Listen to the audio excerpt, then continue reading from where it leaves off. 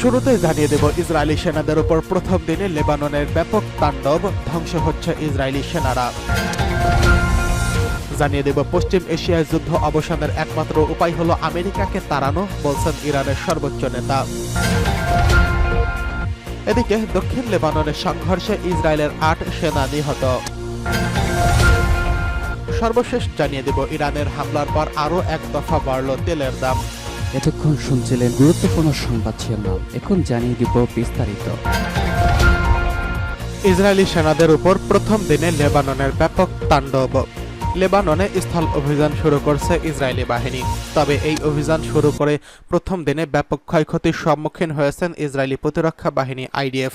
লেবাননের সীমান্তের ভেতরে প্রবেশ করে আবারও পিছু হটেছে তারা।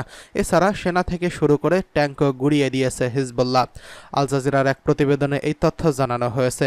প্রতিবেদনে বলা হয়েছে হিজবুল্লাহর সঙ্গে ইসরায়েলি বাহিনীর প্রথম দিনে পৃথক ৩টি স্থানে সংঘর্ষ হয়েছে। এতে ইসরায়েল ব্যাপক ক্ষয়ক্ষতি হয়েছে। প্রথম দিনের সংঘর্ষে অন্তত ৮ জন ইসরায়েলি সেনা নিহত হয়েছেন। এছাড়া আহত হয়েছেন আরও ডজনেরও বেশি সেনা। আল জাজিরা জানিয়েছে হিজবুল্লাহর হামলায় আহতদের বেশ কয়েকজনের অবস্থা গুরুতর। তাদের হেলিকপ্টারে করে সরিয়ে নেওয়া হয়েছে। প্রতিবেদনে বলা হয়েছে লেবাননের সঙ্গে ইসরায়েলের সংঘর্ষে ভয়াবহ সংঘর্ষ হয়েছিল। যদিও বিষয়টি আগে থেকেই অনুমেয় ছিল, কেননা ২০০৬ সালে সর্বশেষ তারা মুখোমুখি হয়েছিল। ইসরায়েলি সেনাবাহিনী জানিয়েছে গত ২৪ ঘন্টায় অন্তত ২০০ রকেট ছুড়ছে লেবাননের প্রতিরোধ যোদ্ধা হিজবুল্লাহ। ইসরায়েলি সেনাপ্রধান হারজি হাবেলি বলেন, ইসরায়েল পাল্টা জবাব দেবে, তারা ইরানের বিরুদ্ধে প্রতিশোধ নেবে। এটি মধ্যপ্রাচ্যে যে কোনো স্থানে আঘাত হানতে পারে। এর আগে হিজবুল্লাহ জানায় তারা ইসরায়েলের ৩টি ট্যাঙ্ক গুড়িয়ে দিয়েছে। ট্যাঙ্কগুলো লেবাননের সীমান্তবর্তী গ্রামের দিকে অগ্রসর হচ্ছিল। বুধবার এই ট্যাঙ্কগুলো গুড়িয়ে দেওয়া হয়েছে। ইরান সমর্থিত এই গোষ্ঠীটি জানিয়েছে তারা রকেটসহ ৩টি মার্কোভা ট্যাঙ্ক ধ্বংস করেছে। এসব ট্যাঙ্ক মারুন আল রাস গ্রামের দিকে অগ্রসর হচ্ছিল। এলাকাটিতে সকাল থেকে ইসরায়েলি সেনাদের সঙ্গে হিজবুল্লাহ সংঘর্ষ হয়ে আসছে। এদিকে হামলায় কোনো ক্ষয়ক্ষতি না হওয়ার কথা জানালেও ইরানি ক্ষেপণাস্ত্রে যেসব স্থানে আঘাত এনেছে সেসব স্থানের ছবি বা ভিডিও প্রকাশে নিষেধাজ্ঞা দিয়েছে ইসরায়েলি প্রতিরক্ষা বাহিনী। আইডিএফ এর মুখপাত্র rear admiral Daniel Hagari microblogging site এক্সে জানিয়েছেন, যেসব ইসরায়েলি নাগরিক ক্ষেপণাস্ত্রের হামলা স্থলের আশপাশে অবস্থান করছেন এবং প্রকাশ করছেন এসব এলাকা ধ্বংস হয়েছে তার ছবি ও ভিডিও ধারণ করে প্রচার করছেন, তারা শত্রুকে সাহায্য করছেন। ইসরায়েলকে রক্ষার দায়িত্ব তার নাগরিকদের হাতে। ইসরায়েলের কোনো ছবি বা ভিডিও প্রকাশ করবেন না। এদিকে যুক্তরাষ্ট্রের সংবাদ মাধ্যম CNN হামলার ভিডিও বিশ্লেষণ করে জানিয়েছেন, নেভাতিম ঘাঁটি অন্তত কয়েক ডজন মিসাইল ছুড়েছে ইরান, যেগুলোকে একের পর এক ঘাঁটিতে আঘাত হানতে দেখা গেছে। ইরান দাবি করেছে এই হামলায় ইসরায়েলে বেশ কয়েকটি F-35 বিমান ধ্বংস হয়েছে, যদিও ইসরায়েল এমনটা অস্বীকার করে আসছেন।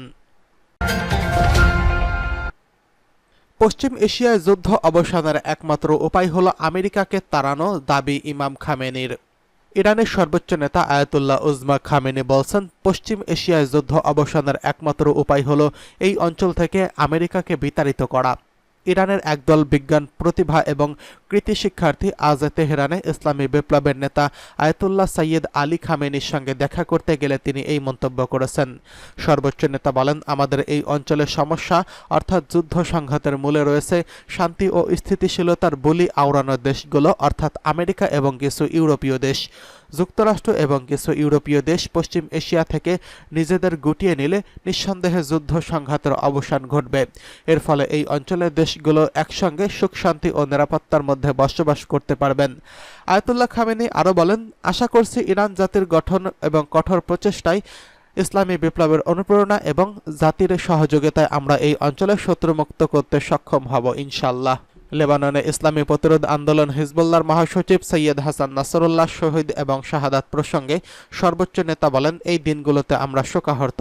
বিশেষ করে আমি নিজে অত্যন্ত শোকাতুর। যা ঘটেছে তা কোনো ছোটখাটো ঘটনা নয়। জনাব সৈয়দ হাসান নাসরুল্লাহকে হারানো অসামান্য এক ঘটনা। এই ঘটনা আমাদেরকে মারাত্মকভাবে শোকগ্রস্ত করছে। লেবানন ইস্যু এবং আমাদের মহান ও প্রিয় শহীদ সৈয়দ হাসান নাসরুল্লাহ সম্পর্কে কিছু বলার আছে। আমি যতদূর ভবিষ্যতের বিষয়ে কথা বলবো ইনশাআল্লাহ। এদিকে লেবাননের সংঘর্ষে ইসরায়েলের ৮ সেনা নিহত। দক্ষিণ লেবাননের সংঘর্ষে ইসরায়েলি প্রতিরক্ষা বাহিনী আইডিএফ এর 8 জন সেনা নিহত হয়েছেন। আইডিএফ এই তথ্য নিশ্চিত করেছেন। খবরে বলা হয়েছে তারা হিজবুল্লাহ যোদ্ধাদের সঙ্গে সংঘর্ষে প্রাণ হারিয়েছেন। নিহতদের মধ্যে ইগোস কমান্ডো ইউনিটের 3 জন এবং গোলানি ব্রিগেডের 2 জন রয়েছেন। আইডিএফ জানিয়েছে নিহত সেনারা হলেন ক্যাপ্টেন হার্লেন ইটিঙ্গার এবং captain Itai Ariel, sergeant first class Noam, sergeant first class Menzur, sergeant first class Nazar, sergeant first class Almeken. Egoz কমান্ডারের সদস্যরা হিজবুল্লাহ যোদ্ধাদের সাথে একটি গ্রামের তীব্র যুদ্ধে নিহত হয়েছেন। সেখানে তাদের সাথে ক্যাপ্টেন ইটান ইটঝাক ওস্টার মৃত্যুবরণ করেন। এছাড়াও এই সংঘর্ষে একজন অফিসার এবং 4 জন সেনা গুরুতর আহত হয়েছেন। অন্য একটি ঘটনায় গোলানি ব্রিগেডের 2 কর্মকর্তা গোয়েন্দা ইউনিটের সদস্য নিহত হয়েছেন এবং আরও একজন সেনা গুরুতর আহত হয়েছেন। আরেকটি ঘটনায় গোলানি ব্রিগেডের 51তম ব্যাটালিয়নের একজন চিকিৎসাকর্মী গুরুতরভাবে আহত হয়েছেন। এদিকে ইরানে হামলার পর আবারও বাড়ল তেলের দাম। মধ্যপ্রাচ্যে ক্রমবর্ধমান উত্তেজনার মধ্যে সম্প্রতি ইসরায়েলে ব্যালিস্টিক ক্ষেপণাস্ত্র হামলা চালিয়েছে ইরান, আর এরপরেই বিশ্ববাজারে তেলের দাম বেড়েছে।